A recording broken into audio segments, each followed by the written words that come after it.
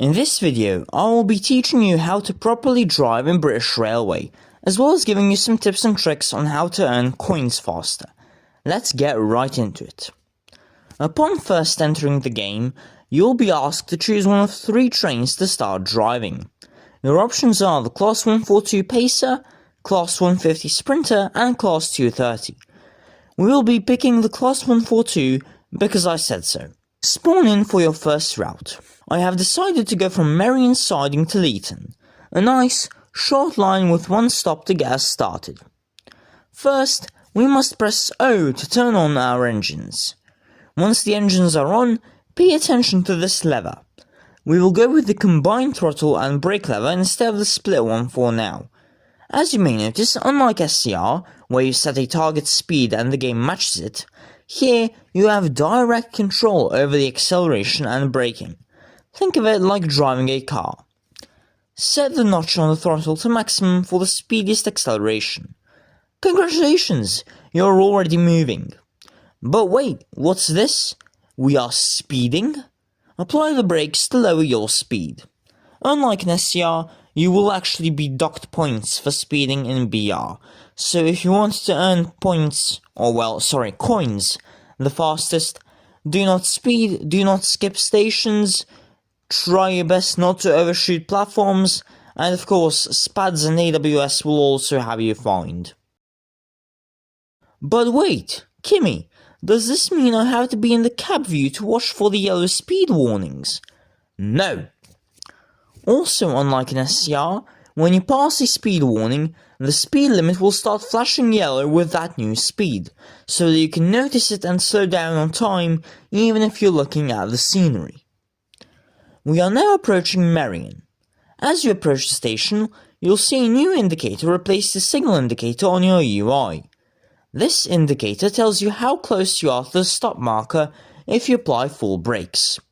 Wait for it to start pulsing fast but without turning red, and then apply full brakes. If it turns red, you'll have probably overshot it just by a little bit. You can also hold down the emergency brake, but not release it. This allows you to use the emergency brake and be able to release it even if you haven't grinded yourself to a halt yet. Beware though, on mobile if you press the AWS, you will in fact be forced to let go of the emergency brake, and then your train will just emergency brake as normal. You will not be able to reset your brake while still moving. Now let's look at the other driving mode, and that is the split control mode. On some modern trains like the 755, this does nothing. On most trains, however, it splits your combined handle into separate throttle and brake handles. This system is still relatively intuitive to use. You accelerate by increasing the throttle. You brake by applying the brakes.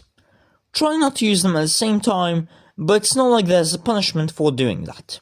The only other movement system left in the game is exclusive to the Class 86, and that is the tap changer.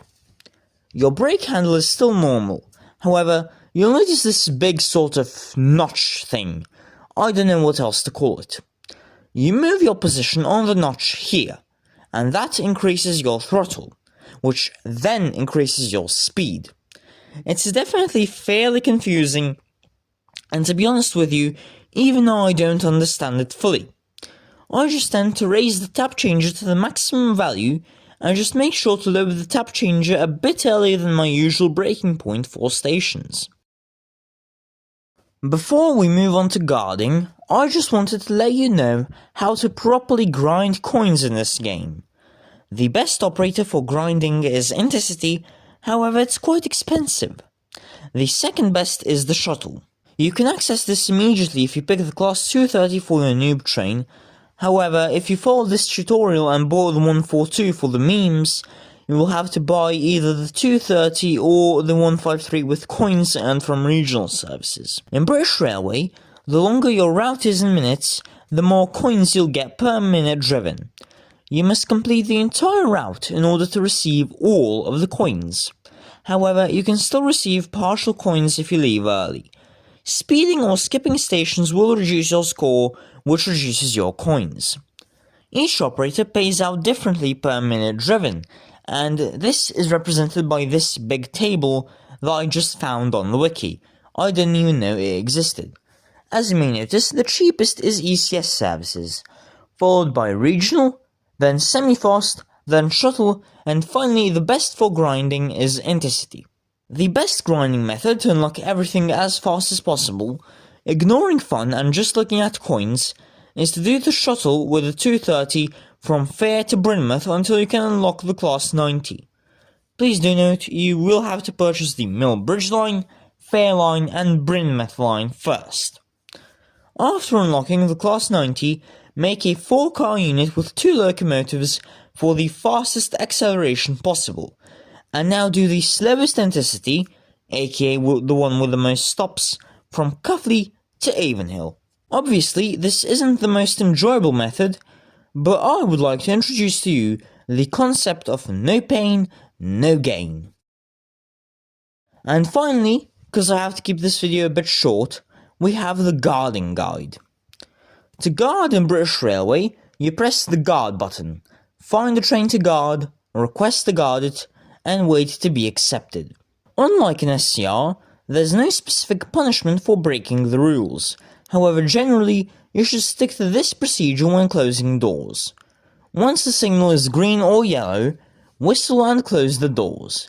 Then, whistle again and close the local door, and finally, buzz the driver.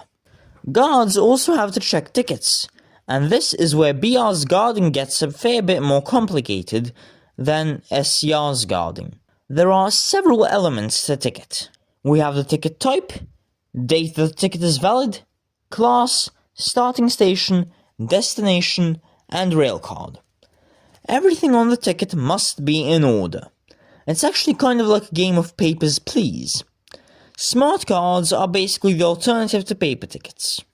The ticket type is a bit complicated. We have anytime day single and return, off-peak single and return, super off-peak single and return, and advanced single tickets. Anytime day single and return are for any time in the day, off-peak single and return are for any time off-peak in the day, super off-peak single and return are for any time in whatever super off-peak is in the day, and advanced single tickets are purchased in advance for a single train.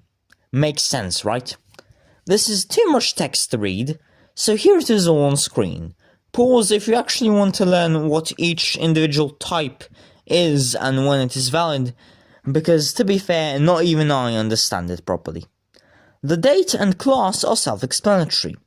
Passengers in first class must have a first class ticket, and if the ticket has a date, it must be used on that date, otherwise it's invalid. The starting and finishing station must both be served by the train. If you're on a train from Millbridge to Brynmouth, your ticket cannot be for a train from Northcote to Wallsend. It's just an invalid ticket. And finally, we have the fourth card.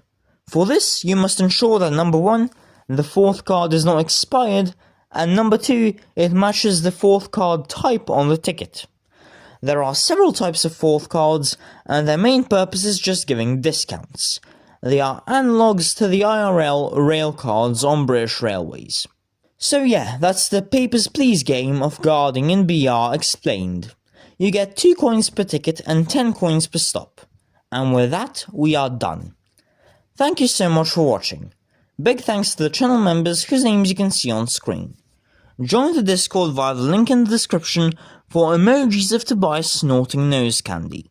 Thank you for watching once again. I'm gonna go single-handedly reopen the Strait of Hormuz.